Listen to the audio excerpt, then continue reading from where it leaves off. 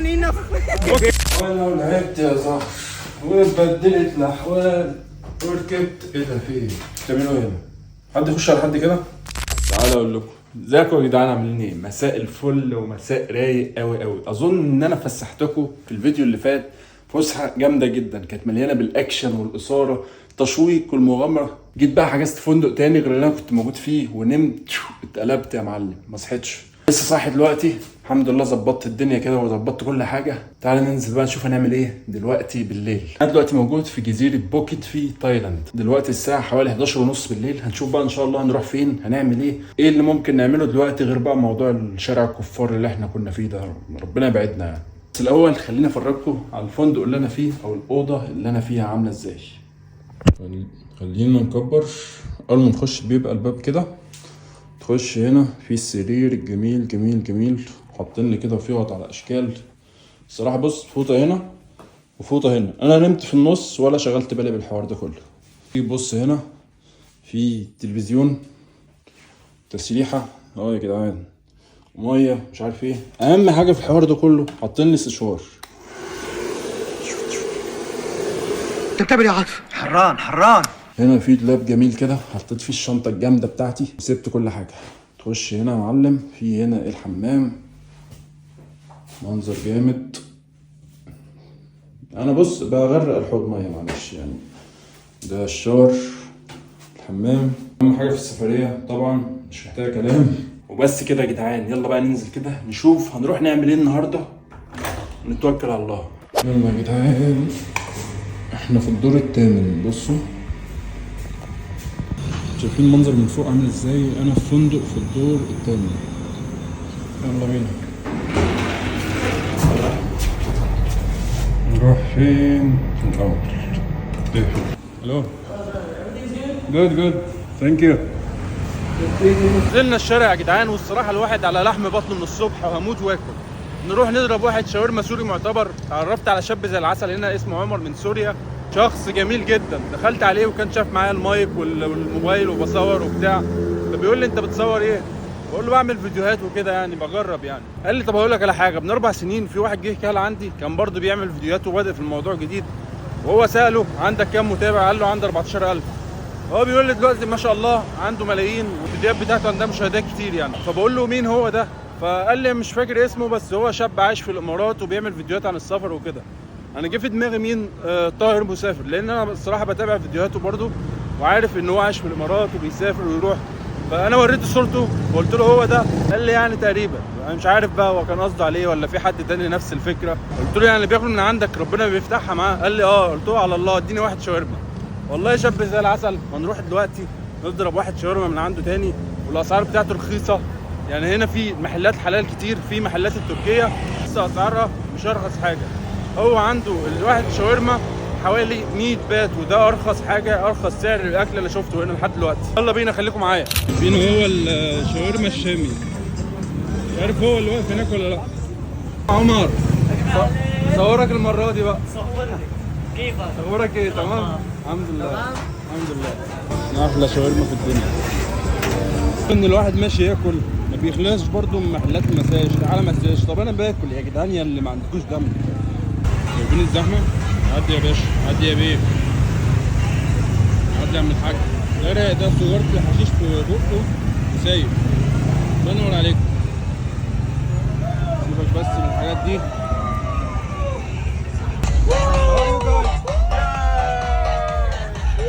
مرة احب اصور لكم الشط الصبح، بس لسه للاسف ما جيتش الصبح. شايفين جو بالليل الاجواء عامله ازاي؟ ناس كتير موجوده كده، اللي بيظبط بنات، اللي بيشرب حشيش، اللي بيعمل كل حاجه. بس اهم حاجه الطبيعه الجميله دي، يعني يمكن مش باينه قوي في الفيديو، بس خليني احاول اوضحها لكم كده. في امواج وشغل عالي والسما جميله جدا. الهوا الرباني كده يخبط فيك. يا سلام يا سلام، دلعني.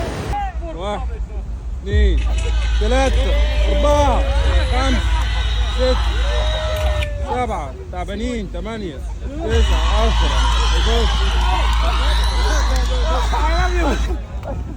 10 कितने मार सकते हो एक बारी में?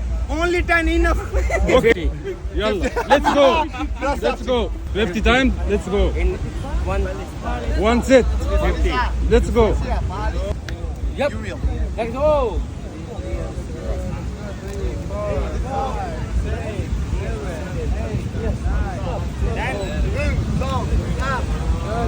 Yeah. Okay, 1, 2, 1, 2, 1, 2, 1, 2, yellow, honey.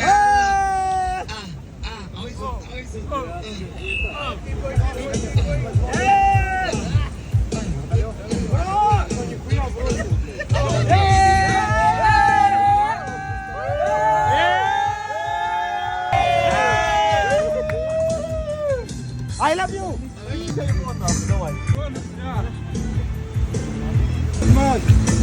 عيل بكرش اهو بس كتير.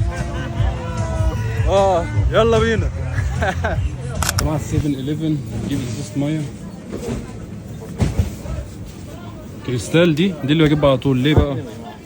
مكتوب عليها حلال. تخيلوا حتى الميه هنا تخاف اذا كانت حلال ولا حرام. يقول لك الازازه الثانيه مش مكتوب عليها حلال، بيصنعوا الازازه نفسها داخل فيها مواد من دهن الخنزير او حاجه زي كده. فحاجه اخر خنزره، مش عارف احط الخنزير فين تاني.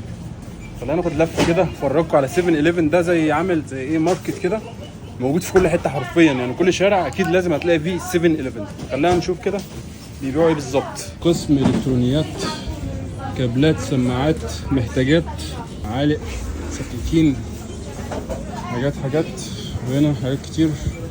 طبعا مفيش اي حاجه مهما كانت ايه بجيبها الا لو عليها ختم الحلال. يعني مثلا ادينا ماشيين نحاول نشوف كده بالصدفه مع بعض. يعني دي عصاير وحاجات، وهنا برضو مش عارف في شويه حاجات كده اللي هو الحاجات الاكلات بتاعتهم دي غريبه الصراحه، مش عايز اجربها. في هنا مثلا زبادي. خليني اوريكم حاجه. يعني ده الزبادي، بص عليه اللي جبته قبل كده مكتوب عليه حلال. شايفين؟ حلال. حاجه تانية ممكن مبقاش مكتوب عليها، يعني دي مثلا مش عارف مكتوب عليها ولا لا. دي حلال برضه. الحاجه الوحيده اللي انا استغربتها هنا يا جماعه ان اغلب الناس اللي شغالين في 7-Eleven محجبات هنا في بوكيت.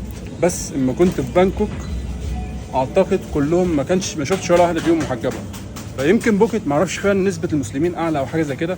فخصوصا اي سوبر ماركت 7-Eleven هتخشه هتلاقي فيه الموظفين اللي جوه محجبات. هكتفي بالميه كفايه كده، مش عايز حاجه تاني دلوقتي. ده محل مكيفات كده. شايفين الصوره الدعائيه بتاعته اللي هو تحس عالم مجنون كده، بس في جنان في الموضوع بيحصل. وهنا الصوره المجنونه دي. وده محل حتى الكتابه شكل الستايل بتاعها اللي هو ايه، يقول لك انت هتسكر يعني هتسكر. مناظر عجيبه غريبه، شكل شارع، دي كميه حاجات كلها بيسموها هنا توك توك. يعني هو بيقول لك ده شكل التوك توك عندهم، شكل اللي هو التروسيكل كده زي لو تعرفوه في مصر يعني، وعليه صندوق، فده بيسموه هنا توك توك. ماشيين في الشوارع بشكل عشوائي، شوف هنروح فين. That's a real gun? Not real? Can I see? Okay, خلاص. صوت خلاص. Good man. Thank you. شكل الأسلحة تقيلة كده بس طلعت مسدسات خرز في الآخر. بس على فكرة الخزنة اللي أنا مسكتها دي حجمها تقيل، يعني هي مش بلاستيك، هي حديد زي المسدس الحقيقي بالظبط. لا إله إلا الله، ريحة الحشيش مبهدلة الدنيا. وصلنا كده في منتصف اللا شيء. برضو تلاقوا اللي هي الموتوسيكلات دي في كل حتة، بيسموها الفيسبا أو معرفش بيسموها بسكليتة، أيا كان المسمى. ده بقى موجودة في كل حتة، الناس بتأجرها والناس بتلعب بيها كده، تروح وتيجي، حوارات كبيرة جدا. واخدكم معايا فسحة عشوائية 100%. كفاية قوي اللي احنا عملناه في الفيديو الأخير، انتوا أكيد إن شاء الله شفتوه، فلو ما شفتوهوش روحوا شوفوه. كان في أكشن جامد جدا جدا، كمية مغامرات وأنشطة مختلفة 100%. أتمنى تروحوا تشوفوه لو ما شفتوهوش، وأتمنى تشوفوا الفيديوهات الجاية برضه. خليني أوريكم الشط هنا من نقطة أوضح شوية عامل إزاي. شايفين هنا الشط، الأمواج، هنا سلالم جميلة كده كقعدة، وشغل عالي جدا. حد يقول لي شط تايلاند ولا شط اسكندرية؟ أنا عن نفسي شط اسكندرية بصراحة، بكل صراحة. أنا ليا ذكريات في اسكندرية، قعدة الصخور مع الشط حتة تانية. ربنا يهدي الحال. هنا ده برجر كينج، بس طبعا يعني بعيدا عن أم قطعة كمان مش حلال دي. لو أنت بقى إيه واحد شخص خرتيت ومش مقاطع وفكرت تاكل في المطاعم دي، ثانك يو مان. مش فكرت تاكل في المطاعم دي، المطاعم دي اكلها مش حلال. مكملين جولتنا الاستكشافيه. موتوسيكلات رايحه، موتوسيكلات جايه، تكاتك رايحه على اليمين وعلى الشمال. مش عارف بقول ايه بالظبط. مشروبات هاي، اكلات شعبيه كده، اعتقد ده سي فود وحاجات من دي، معرفش ايه ده. هنا مكيفات طبيعيه، اكلات تانية شعبيه كده.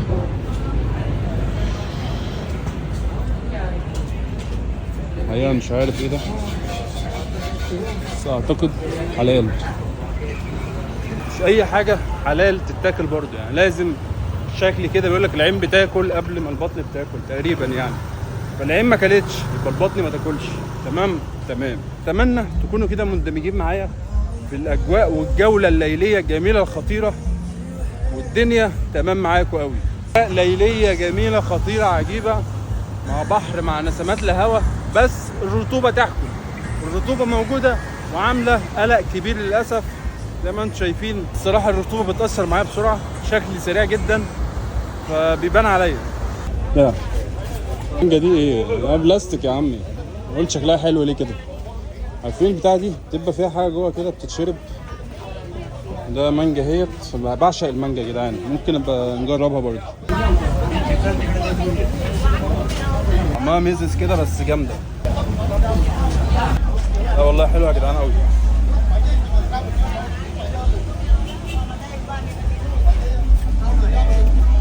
ثانك يو مان. ده يا جدعان باسون فروت. فبصوا هوريكم شكلها. انا اكلت نص قدام الراجل، النص التاني كده هناكله على روقان ونشوف عامل ازاي بالظبط. شكلها مش عاطفي خالص بس طعمها جميل بصراحه. المعلم اللي هناك ده من كتر الشرب جايب من بطنه. المعلم ده هو بيصوره اصحاب على فكره، بس ده يعني بيعمل فلوج فايه بينتهز الفرصه. يا لك من شاب ومخنزير. شو تاني هنا وسط الدوشه. تعال نخش نشوف بيعملوا ايه بالظبط. سماك كده وشغل حاجات كده. لسه صاحيه دي يا جدعان.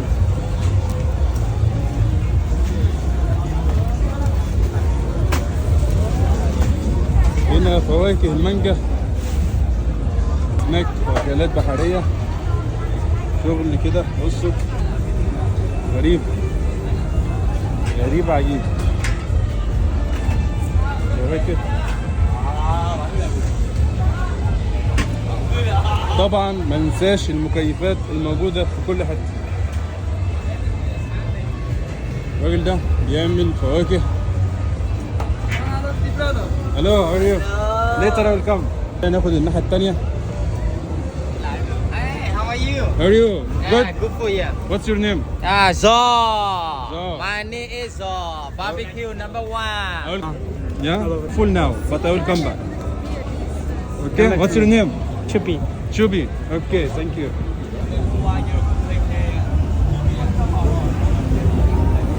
أجواء خطيرة وعالمية.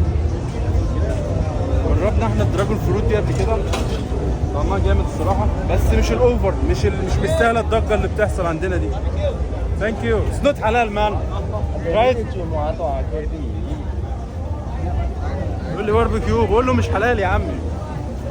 بص هنا في زي تمثال بوزة مصغر كده، اعتقد بيهدوه، بيحطوا له بيبس وحاجات حرفيا يعني يفتحوها ويحطوا الشاليمو او الشفاط وخلاص كده. ده تمثال بوزة اهوت، بيحطوا له الحاجات دي. معرفش ايه اعتقادهم في الموضوع، بس لو تشوفوا مليانه ما اتشربتش. ودي برضو نفس الكلام مليانه، كل حاجه بيشتروها جديده يفتحوها ويحطها له كده. سبحان الله يا جدعان. فانا مش عارف الحاجات دي بتفضل لحد امتى، مين بيشيلها، ما عنديش اي فكره. بصوا هنا تماثيل ديوك كده مصغره، لا اعلم ماذا توحي، بس منظر غريب وثقافات عجيبه. سبحان الله، يعني التمثال موجود كده في وسط الشارع والناس بتحط له حاجات بلا اي هدف ولا اعلم ماذا السبب. ان الجوله عشوائيه 100%. اتمنى تكونوا استمتعتوا معايا وعجبتكم. تبقى الواحد ماشي كده بيسجل ويصور، اللي يقول له تعالى هلو مساج، عايز تاكسي، عايز مش عارف ايه. بس بصراحه الشعب هنا انا اكتشفت ان طباعه طيبه جدا. يعني مجرد ما تقول لواحد لا خلاص خلص، يجي يقول لك لا تعالى، لا مش عارف ايه. الحاجه الوحيده اللي بيصروا في الموضوع هو بتوع للاسف المساج، ومش اي حد اللي بيسموهم هنا ليدي بوي. ده بيبقى ايه اللي هو مصر قوي. ليدي بوي يعني ايه؟ ده المفروض كان ربنا خلقه راجل تمام، بس هو قرر ان هو يحاول نفسه لواحده ست. ليه وازاي الله اعلم، وربنا يعني يبعد عننا كل الحاجات القذره دي.